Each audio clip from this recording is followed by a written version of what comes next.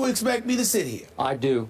And talk about the Seattle Seahawks, the reigning two-time NFC champions, my favorite to win the Super Bowl this year?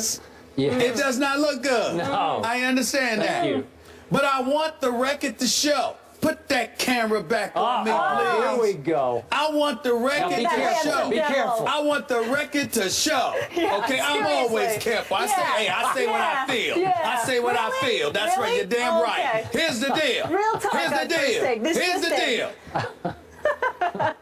I said before this season that the Seattle Seahawks would return to the Super Bowl and win. Yeah, You did. Yeah. And I am even more adamant about it after yesterday's loss. Oh, now you sound like me. I feel absolutely, positively adamant about it. This is the worst thing that could have happened to the rest of the NFL. Oh, the fact that's that how they we're were going up, to spin the this fact one. that they were up 24-7. The fact that Andy Dalton, I'm talking about Mr. Richie Cunningham of the new millennial, okay? The Red Rifle. That's Mr. right. Red. That dude, Andy Dalton. Right. Somehow, for those of you out there Yeah. who don't know Richie Cunningham, Happy Days, Yeah. very, very That's popular before hit my show. time, but it's during yours. I still loved it. I still still loved love it. Happy Days, Here's too. the deal. When you think about the Seattle Seahawks, Cam Chancellor and Earl Thomas and Bobby Wagner and K.J. Wright and Richard Sherman. Richard Sherman, by the way, wasn't just in one area. Wasn't just on the left side. He was all over the field. He was defending both corners. He was defending in the slot. Richard Sherman was all over the place yesterday. Okay? A.J. Green got his. There's no doubt about that. Okay? But what you did was, here's the problem with the Legion of Boom, and they're going to have to fix this. The problem is with Kerry Williams, former Baltimore Raven. We got a new scapegoat. Kerry Williams. No. Yeah. I like Kerry. Okay. I like him as a person, especially with some of the things he had to say last year when he was with the Philadelphia Eagles. True. I respect his candor.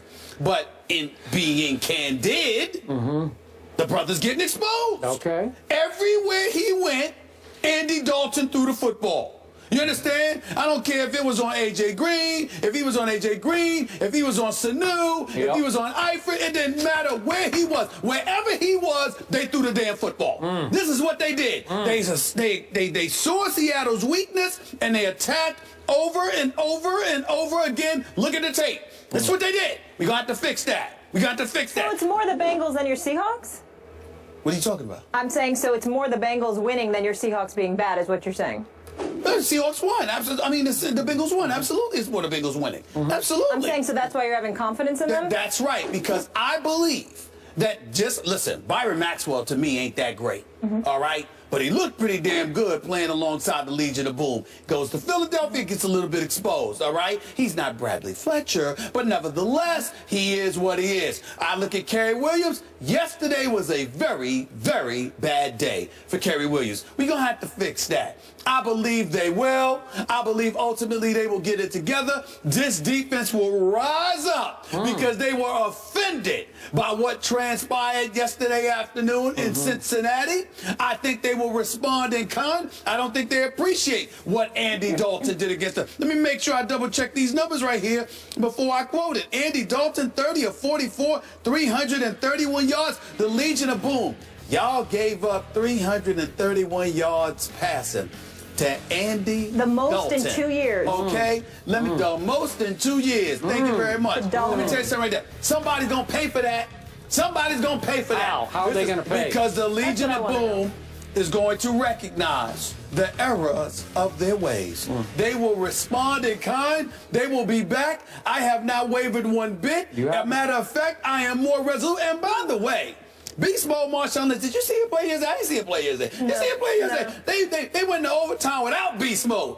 I guarantee you Cincinnati would not have come back from a 24-7 deficit had Marshawn Lynch been in the lineup. But that's all right. When you give the man 350-plus carries every daggone year, running him into the ground the way the way Jason Garrett and Jerry Jones ran DeMarco Murray into the ground, these kind of things are going to happen. You're not going to be 100% healthy. So Marshawn Lynch got a little beat up, need a little rest, get his bearings on them, get a little bit healthy and fresh again, and he shall return. And when he does, the Legion of Boom also also will return. They will make amends for this. Mere bag of shells. I'm not concerned. I'm more positive than ever before that they shall return. A matter of fact, it's almost looking like it's going to be a rematch of last year's Super Bowl, to be quite honest with you. Thank you for saying that. So you're admitting that. That's big. Denver might have something to say, but I don't know what's going on with Peyton Manning. We're going to talk about that a little bit later on, too. By the way, before I respond to everything you just said, some kid named Thomas Rawls or Lou Rawls or somebody, I don't know who he is. Yeah. He went 23 times for 169 yards for your Seahawks, That's right. including a 69-yard touchdown run. He was very impressive. Okay, well, could Beast Mode do much more than that? I don't think so. But you got to remember, it's not just about running in terms of accumulating yardage. It's about beating up the opposition a little bit, too. And even though this guy Rawls was incredibly impressive yesterday, and I give him a lot of credit for that, the reality is that Beast Mode is called Beast Mode for a reason. Because having to tackle him and deal with him not only wears you down, but it demoralizes you, as opposed to somebody breaking off a few good plays. There's a different way. It's one thing. It's almost the equivalent. You could get knocked out with one punch, which is not good, but it can happen to any boxer, or you could get beat down over the course of 10, 11, 12 rounds before you fall. It's a difference. One you just lose, the other you get tortured. Beast Mode tends to torture you. Rawls was called Beast Mode in college, for what it's worth. He was. This ain't college. I'm just sharing the American people. Okay, now for some real objectivity on this show, as opposed to what we just heard from across the desk. Oh, this is scary. The Seattle Seahawks should be 1-4 and basically done for the year, because we know what happened on the bat out of hell play last Monday night, which was why I picked Cincinnati yesterday to quote unquote upset Seattle on a short week, having to travel all the way to Cincinnati against a very legitimate Bengals team. And as I told you Friday, their body language is different this year. They look like they truly believe in themselves. And the fact that the Legion of Boom went boom and was doomed in the fourth quarter, blowing a 24-7 lead just in the fourth quarter to Andy Dalton? Are you kidding me? That is reason for concern bordering on fear on your part. And if you spoke your heart of hearts, you'd say, I'm getting pretty scared here. I'm getting scared because this is not good. And if I could speak, to use your word, candid, I'm going to be candid about one of your probably your favorite Seahawk, Cam Chancellor. I said when he came back, impressed that he came back. Way to go, Cam. But the whole world, the NFL world, especially the Seattle Nation, Seahawks Nation, said, we have our savior back. And I said, you know what? That's not fair to him. He ain't that great. He is just a safety. He's not the quarterback. And even though he made a great play, all-time great play to almost save that game, it did save the game, but it shouldn't have. Obviously, the bogus call resulted right after that. But my point is, you cannot let him off the hook for yesterday, because Tyler Eifert abused him too many times. Tyler Eifert abused Kerry Williams a couple of times too. But if you check the tape, as you say, it's not just Kerry Williams as the only scapegoat here. Cam had a rough day. Well, that's fair. That's fair, because I meant when I brought up Kerry Williams, I meant with Green, Sanu, and Jones, not Eifert. All right. Cam Chancellor was one of the people on Eifert, not Kerry Williams. Because so I get a big difference in the game was that the Bengals had Tyler Eifert, and the Seahawks are still stuck with whatever happened to Jimmy Graham, right? So you got a 6'7" tight end over here for the Bengals, who should be making a difference, having a big impact. What did he have yesterday? 3 catches for 30 yards. I don't know what's going on. They can't figure out how to get the ball to him. They can't figure out how to sort of fit him into what they do with Russell Wilson, who had another pretty rough day yesterday. Yes, he did. Because the offensive line is not protecting them nearly as much as they should. And Jimmy Graham is no blocker, so he's not helping that much with the offensive line in terms of helping them block. So all of those things are problematic. Okay, so meanwhile, on the other side, the 6'6" tight end, Tyler Eifert, catches 8 balls for 90 yards and 2 touchdowns, and that's a difference maker on that side. Wouldn't you agree? Yeah. Because the Red Rifle can just look for Tyler Eifert when he's in trouble and throw it up, and Tyler Eifert's probably going to come down with it. I feel like your Seahawks are starting to lose their winning edge that got them to 2 straight Super Bowls. Can I get serious with you in all honesty? I've been serious over here. No. I don't mean that way. Of course, we're all serious about, but we're talking about the game. But I'm going to tell you something that I think they will fix because they have to. Skip Bayless, and I could be wrong, let me emphasize this. This has nothing to do with reporting. This is just my own thought process as I'm watching the team play. Skip Bayless, Molly, they don't look like they're playing for Pete Carroll the way they used to. Okay, well, that's parcel of this whole equation. I agree. They don't. Now, I don't believe that will last because I think over the course of a 16-game season, these moments are rare, and I think grown men appreciate that more than anybody does. And I think look at Richard Sherman. Do you see the same swagger? Nope. Look at. I don't. I look at Bobby Wagner and Earl Thomas. They look the same. They look healthy. They're formidable. They look the same. And obviously, you look at a guy like a Kerry Williams. He's new to the mix. He's got to get himself better acclimated. They've got to get him better acclimated. And there are some things to fix there. But I think when you look at what transpired in that Super Bowl last year, and you look at Cam Chancellor's holdout, I agree. and you look at Marshawn Lynch and how supportive he was, and then you look at losing a Byron Maxwell. You know, again, in their system, he fit. I think you saw the Seahawks predictably, and I'm not casting aspersions on them for it. It is a business, and they have to conduct business, and you can't pay everybody. But I think you see the way that they've elected to handle some things, and it's brought into question the relationship that the players once had with their coach.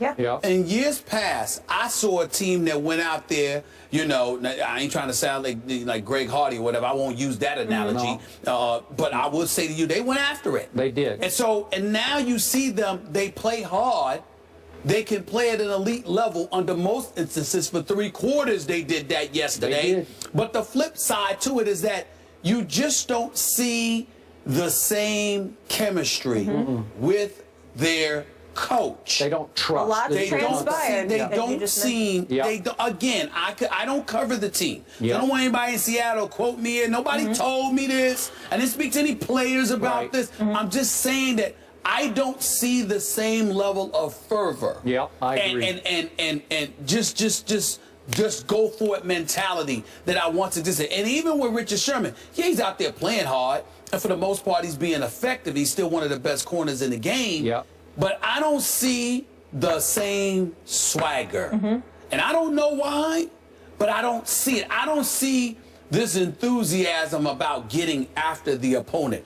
I personally believe that will not last. I personally believe they will get it back. But in fairness to you, I will tell you, I do notice what you're seeing in them. The difference between you and I is I don't believe it will last.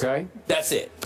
Last quick thought on Marshawn. And I am not for a second suggesting that he's jaking it, but is it possible that he has so much distrust of his head coach, he's feeling bitterness over the way Cam was treated, that maybe he's saying, man, I'm not going to rush back and risk re-injury for this guy, for this coach. Well, it's not just, I think it's possible, and let's not just say him, let's say his offensive coordinator, because his mama on Facebook post mentioned the offensive coordinator. Now, I mean, I would think Pete Carroll and it would stop there. But when moms mentions the offensive coordinator, then chances are he's saying him too. And that offensive coordinator, Darry Bevel, came out, had to give his press conference, and with those attacks that were aimed directly, he was very respectful as well as he should have been, et cetera, but he also laughed it off. Like, you know, in a dismissive fashion, like, this is no big deal, there's nothing surprising there, what else can you expect? No, that's not ordinary. You don't see too many people doing what Mama Lynch did. So I think that says something, and that gives us some insight that things are simply not what they used to be. And Pete Carroll, great coach, national champion on collegiate level, Super Bowl champion on pro level, he's going to have to show us what he's made of here to get this team steered in the right direction. The Seahawks are allowing opposing tight ends to catch over 80% of their targets, highest in the NFL. Cam Chancellor has to address that. No question. Has to address that. All right, moving on. We go from Stephen A's Super Bowl pick to Skip's. It was a tale of 2 halves for Tom Brady, and we had a psycho Tom sighting. What did his second half performance against the Cowboys say about him? We'll get into that on the other side. Stay here.